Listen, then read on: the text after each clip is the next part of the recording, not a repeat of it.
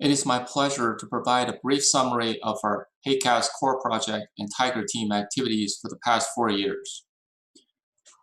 Our core project was motivated by the fact that Western US has been experiencing more wildfires with increased intensity and duration. In addition to property damage and direct threats to human life, wildfires are a major source of fine particulate matter, also known as PM2.5. Previous research suggests that the health effects of urban and wildfire PM2.5 might differ due to different chemical composition and size distribution.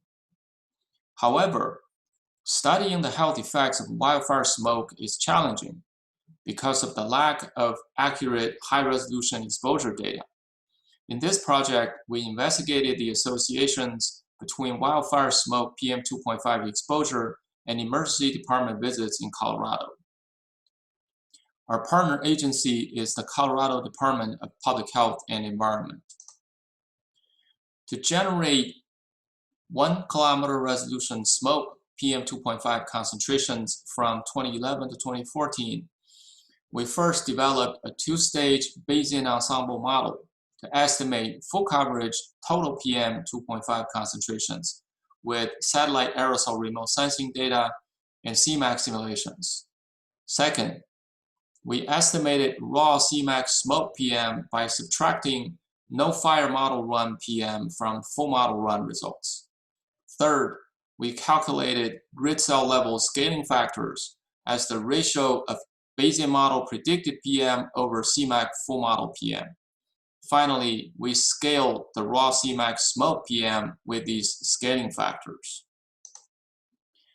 The left figure on the slide shows the monthly mean total PM2.5 distribution in June 2012 in Colorado. 2 large fires are marked in the blowout maps. The right figure shows the comparison of daily PM2.5 maps with true color satellite images. We can see that the monthly mean PM2.5 concentrations over the burning areas were significantly higher than their surrounding regions, and our model successfully captured the elevated PM levels in the smoke plumes. In this figure, we have superimposed 2 time series.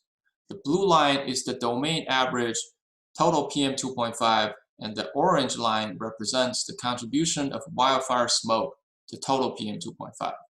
As we can see, there are times when the percent attributable to fire smoke accounts for up to 1/3 of the PM concentration in the entire state on a given day. Also, it shows that even with relatively good air quality, smoke PM often makes up substantial portions of the total PM. Using conditional logistic regressions, we model both total PM and fire smoke PM for each of the respiratory and cardiovascular outcomes. For the exposure data, we used 3-day moving averages for the respiratory analysis and 2-day moving averages for the cardiovascular. We controlled for temperature and day of year in both models. Our model also consists of a term to control for the non-smoke PM. These tables show the odds ratios of our main analysis and stratified analysis by age for respiratory outcomes. The key findings include the higher risk for asthma ED visits, and that older adults generally did not experience a significant impact from fire smoke. In terms of asthma, the overall odds ratio suggests that for each 1 microgram per cubic meter increase in smoke PM, there's approximately a 7.5% increase in risk due to exposure. There were no significant positive associations for any of the cardiovascular outcomes.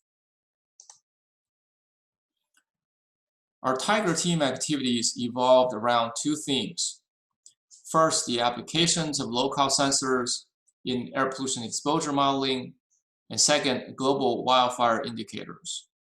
For example, we worked with the New York City Department of Health and Mental Hygiene to develop a 100-meter resolution PM2.5 model in New York City, using both the measurements from 21 EPA AQS monitors and measurements from 63 New York City Community Air Survey, or HAQAST monitors. The figure in this slide compares the annual average PM concentration maps predict using EPA measurements only with the map predicted using both EPA and HAQAST measurements. We can see that in suburban areas, forests, and parks, two models are comparable. However, along major roads and in densely populated neighborhoods, the combined model is 15% higher and highlighted the impact of the JFK airport. In another application, we worked with the California Air Resources Board and University of Washington to develop a 1 kilometer resolution PM exposure model in Imperial County, California, on the US-Mexico border. This region has PM levels frequently exceeding the US ambient air quality standard and a high rate of childhood asthma. By 2017, there were only 6 EPA AQS monitors in this 40,000 square kilometer domain. So we included measurements from 40 monitors in a community-based monitoring network called IBAN. The figure in this slide shows that the AQS only model prediction overemphasized the contribution from major roads, probably because all the AQS monitors are close to major roads. The combined model, however, shows a more credible spatial pattern and identifies multiple sources, including dust from the west shore of the Salton Sea, the dry lake Laguna Salada in Mexico, transport from the city of Mexicali, traffic impact, and other local sources.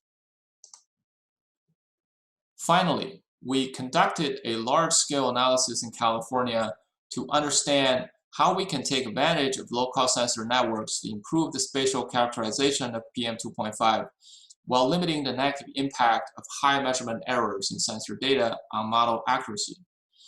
Here we used about 160 EPA AQS monitors as well as over 2,000 purple air monitors in California in 2017 and 2018. We developed a two-step data integration framework to first calibrate sensor data to minimize overall disagreement of the purple air data with AQS.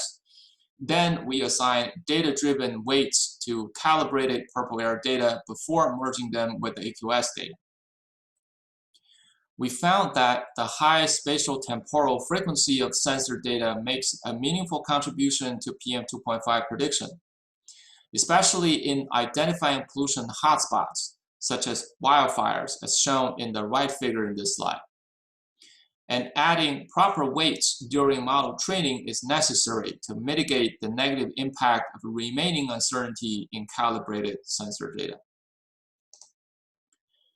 The other theme of our Tiger team activities is tracking global wildfires. We contributed a new indicator to the 2019 Lancet Countdown report in the indicator group of health and extreme weather events. It maps the change of annual mean direct population wildfire exposure observed from the satellites during the most recent 4 years from the average of 2001 to 2004 as the baseline. We're working to refine this indicator to better reflect the impact of wildfire on human health around the world. Finally, I just want to thank all our investigators, HAQAST and non-HAQAST collaborators, as well as our stakeholder agencies for making this project a highly productive experience. Thank you for your time.